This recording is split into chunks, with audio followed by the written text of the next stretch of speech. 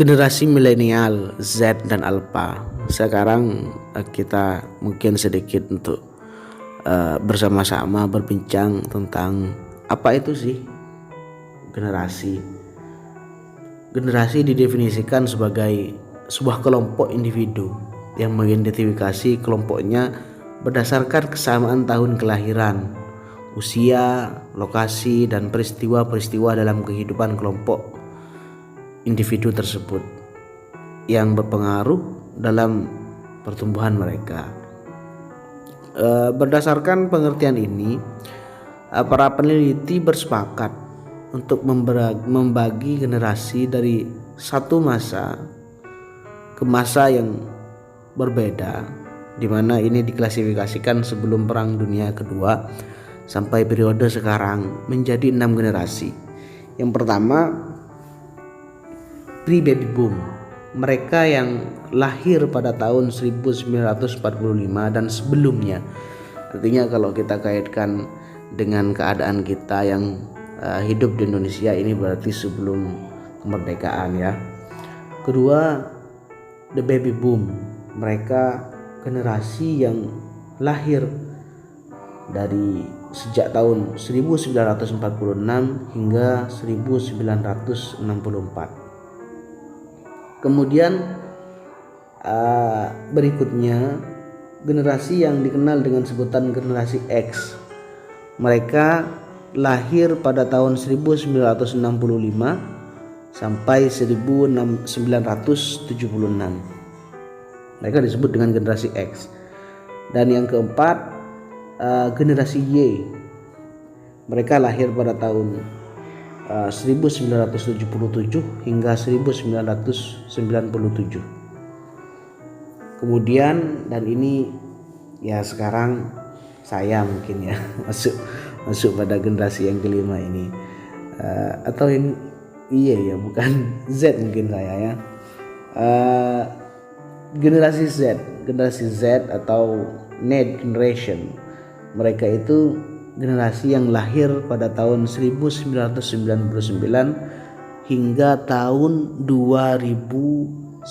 Ya mungkin saya masuk generasi Z atau Y, mungkin terserah lah. Kemudian yang terakhir itu ada generasi Alpha atau E Generation. Ya, generasi Alpha mereka lahir pada tahun 2010 dan setelahnya hingga sekarang 2020. Jelas ini macam-macam generasi dari tahun ke tahun. Jika diidentifikasi melalui kesamaan tahun kelahiran, usia, dan lokasi serta peristiwa-peristiwa kehidupan kelompok individu tersebut. Kali ini kita fokus pada generasi milenial. Generasi milenial ada sebutan oleh para ahli, penelitian daripada ahli. Ada beberapa kriteria yang bisa dilihat bahwa generasi yang lahir sejak tahun 1980 sampai dengan tahun 2000 itu disebut dengan generasi milenial. Ya, karakteristiknya generasi milenial itu yang lahir pada 1980 hingga tahun 2000 itu mereka itu lebih percaya pada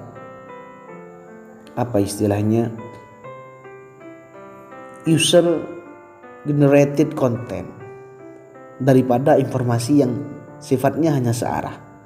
Generasi milenial ini tidak percaya pada distribusi informasi yang bersifat satu arah dan formal, tetapi lebih percaya pada konten dan informasi yang dibuat oleh perorangan. Nah, selain itu, mereka tidak percaya pada perusahaan besar dan iklan karena mereka lebih mementingkan pengalaman pribadi atau sharing dari komunitasnya sendiri. Jadi seperti itu. Ini ciri-ciri generasi milenial 1980 sampai 2000. Kemudian mereka lebih memilih ponsel daripada TV. Jelas. Jadi mereka itu perlahan-lahan TV mulai ditinggalkan dan lebih suka untuk menghabiskan waktunya dalam sehari. Mereka lebih banyak menghabiskan waktunya dengan ponsel. Kemudian ciri-ciri berikutnya, generasi ini lahir di era perkembangan teknologi informasi. Maka pada saat mereka lahir, internet berperan besar dalam kehidupan mereka. Mereka merasa wajib mempunyai media sosial. Mereka suka melakukan komunikasi melalui teks message atau chatting di dunia maya dengan membuat akun berisi profil dirinya seperti Twitter, Facebook atau LINE dan lain sebagainya. Mereka tidak suka membaca secara konvensional. Mereka lebih suka menikmati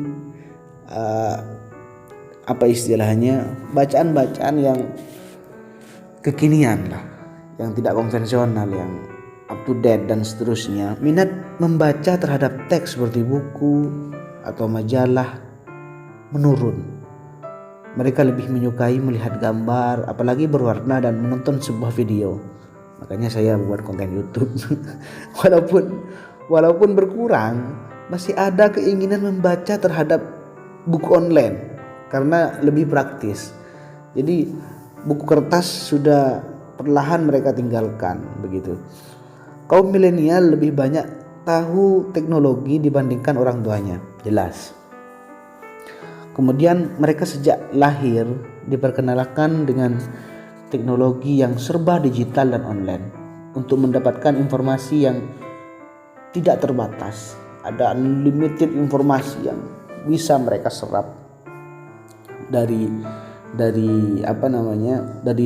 dunia digital yang sudah ada di tangan mereka.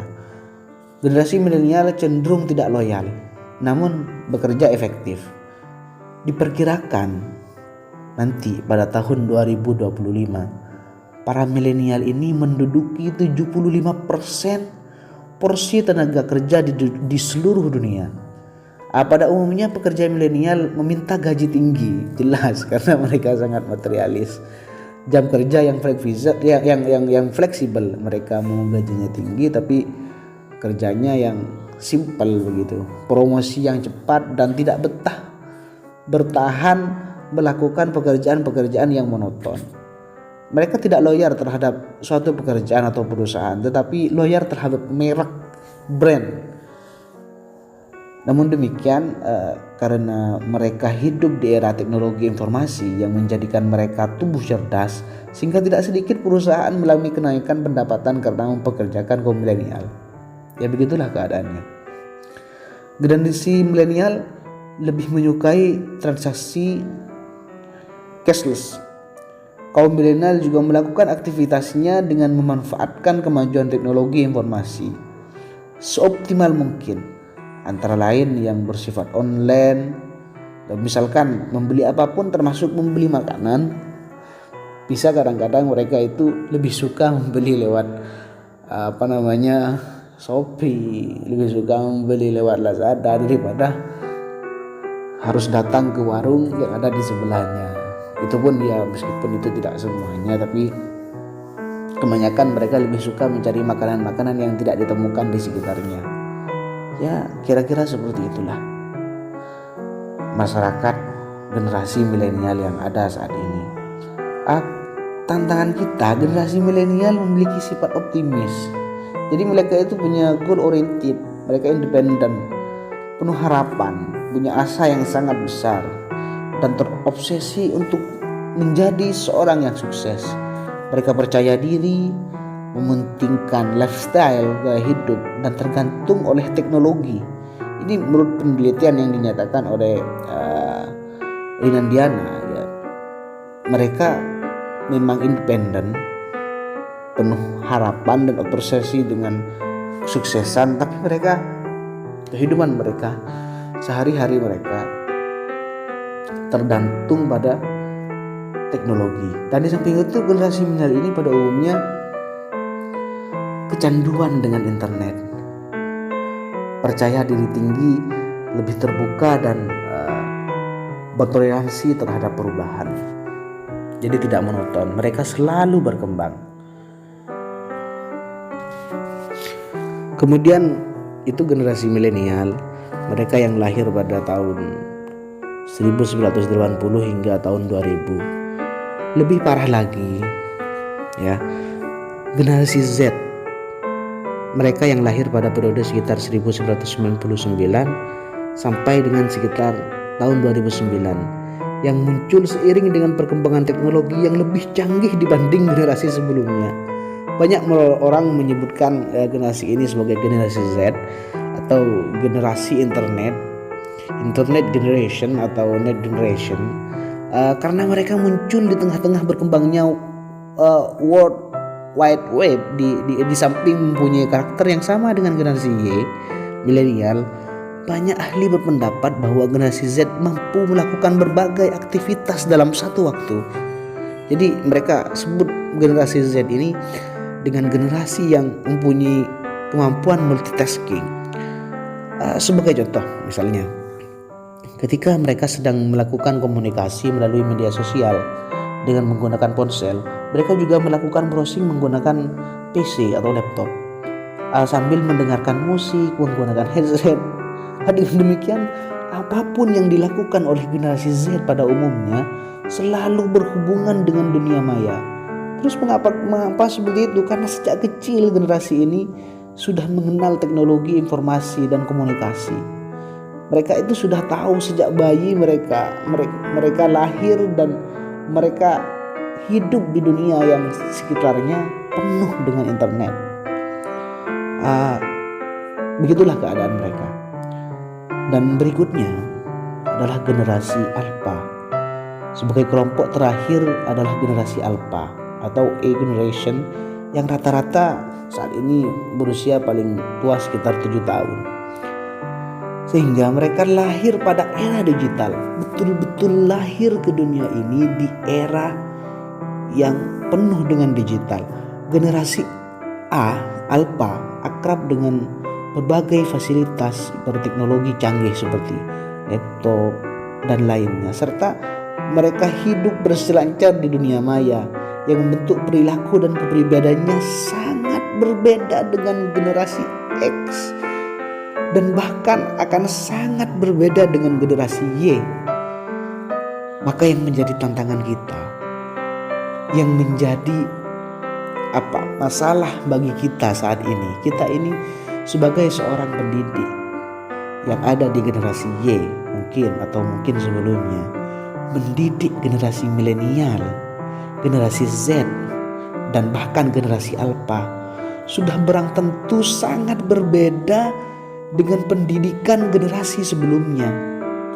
Hal ini merupakan persoalan yang sangat serius dan tersembunyi.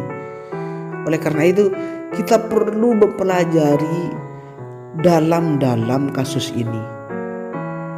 Ini sangat tersembunyi, ini masih belum nampak karena memang dampaknya saat ini belum nyata, belum terlihat.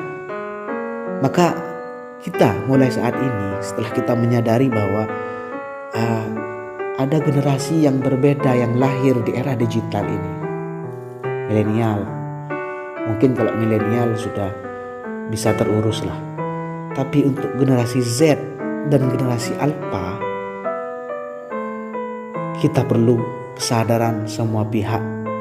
Kita harus punya rencana matang-matang bagaimana cara mendidik mereka yang lahir di dunia ini,